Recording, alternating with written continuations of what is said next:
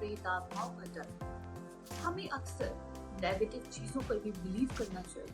हम हमेशा सोचते हैं कि भूत प्रेत जैसी चीजें नहीं होती क्योंकि हम आधुनिक काल में जी रहे हैं। हमारे दिमाग में हमेशा यही होता है, ये सिर्फ हमारा भ्रम है, ऐसा नहीं होता।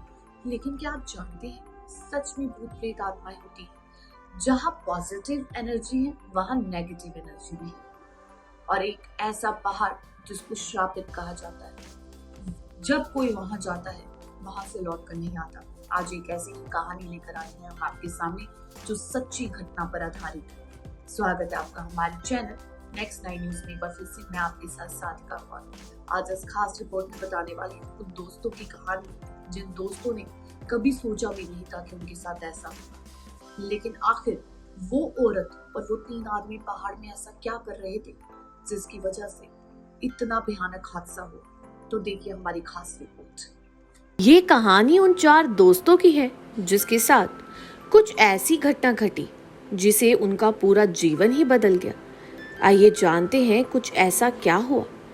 मुंबई शहर की रहने वाली प्रिया शर्मा अपने दोस्तों के साथ रवि, साहिल और विजय के साथ शिमला जाने का प्लान बनाया। वो सब शिमला जाने के लिए बस में बैठ गए। कुछ ही देर में प्रिया सो गई। अचानक प्रिया की नींद खुल गई तो उसने देखा कि बस में कोई नहीं था। बस का ड्राइवर भी नहीं था। बस अपने आप ही चल रही थी। उनके सारे दोस्तों भी बस में नहीं थे। ये सब देखकर डर के मारे प्रिया जोर जोर से चिल्लाने लगी। अचानक उसे लगा कि कोई उसके पीछे खड़ा है। जब उसने पीछे मुड़कर देखा तो वहां एक औरत बैठी थी। वो औरत का चेहरा जला हुआ था। ऐसा लग रहा था किसने उसके चेहरे पर एसिड फेंका हो। ऐसा भयंकर चेहरा देखकर प्रिया ने चिल्लाना शुरू कर दिया, बचाओ बचाओ बचाओ।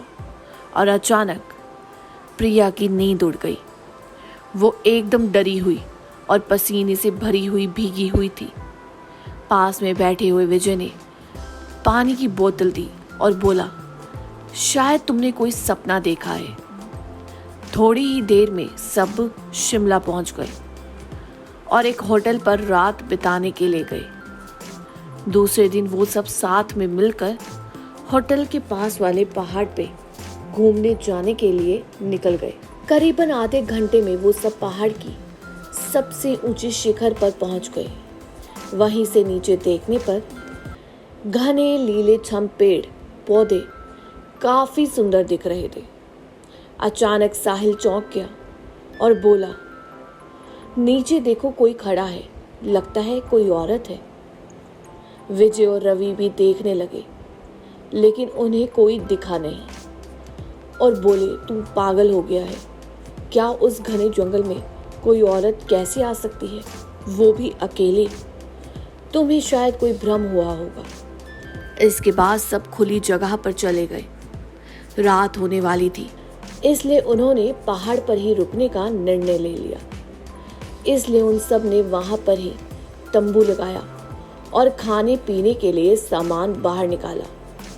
प्रिया की बैग तंबू के बाहर थी इसलिए वो लेने के लिए बाहर गई तो वहां पर उसे किसी की आवाज सुनाई दी।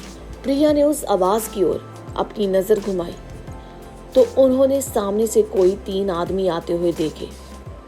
उनके हाथ में धारदार हथियार देखकर प्रिया डर जाती है और दौड़कर तंबू के अंदर जाती है। उसने अपने दोस्तों से भी ये बात की लेकिन किसी ने भी उसकी बातों पर यकीन नहीं किया।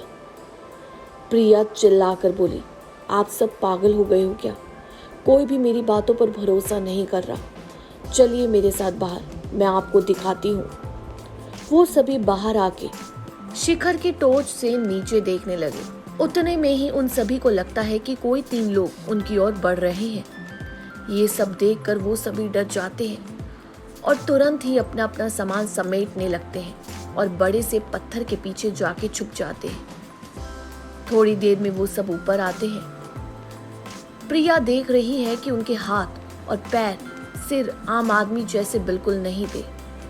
वो सब एक जगह पर बैठ जाते हैं और कुछ तांत्रिक विद्या शुरू करते हैं। उनमें से एक आदमी अपनी हाथों की उंगली को काट देता है, लेकिन अंधेरे की वजह से उन्हें कुछ भी ठीक से नहीं दिखाई देता।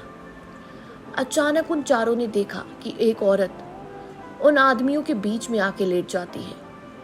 कोई नहीं जानता कि आखिर वो औरत वहां पर पहुंची कैसे। प्रिया ने कहा, मुझे समझ नहीं आ रहा है आखिर ये सब क्या हो रहा है। मुझे बहुत डर लग रहा है। एक के बाद एक वो तीनों उस औरत को सूंघने लगे। वहीं पे अचानक से उस औरत ने अपनी उंगली उठाई और उनकी तरफ इशारा करने लगी। वो सब डर गए। वो तीनों उस औरत को छोड़कर उनकी तरफ बढ़ने लगे। वहीं वो सब पहाड़ी से नीचे होटल की ओर दौड़ने लगे। उनकी आवाज सुनकर वो तीनों भी उनके पीछे दौड़ने लगे। प्रिया और साहिल सबसे आगे थे और विजय और रवि उनके पीछे। प्रिया और साहिल होटल तक पहुंच गए, लेकिन रवि और विजय उनका कुछ पता नहीं चल रहा था। उन्होंने होटल वालों से उनके बारे में सभी बातें की तो उन लोगों ने कहा कि उस पहाड़ पे कोई नहीं जाता। वो पहाड़ श्रापित है।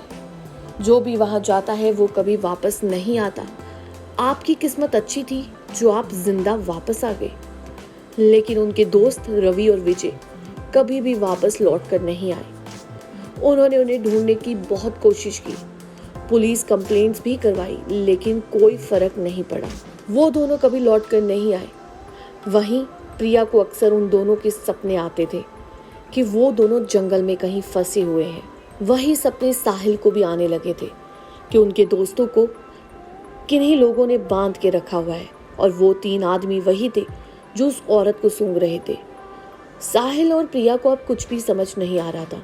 आखिर वो ऐसा क्यों कर रहे थे और वो मुंह जले होने वाली औरत कौन थी, और अगर कोई वो प्रेत आत्मा थी तो वो तीनों इंसान प्रेत आत्मा को क्यों सूंघ रहे थे। वहीं किन्हीं गांव वालों ने बताया कि वहां पर कई बार तांत्रिक आते हैं जो आत्माओं को अपने बस पर करते हैं, और वो तीनों आदमी भी तांत्रिक थे जिन्होंने उस आत्मा को अपने कैद में, अपने बस में कर रखा था। अगर कोई भी उनको देख लेता है तो वो उनको नहीं छोड़ता।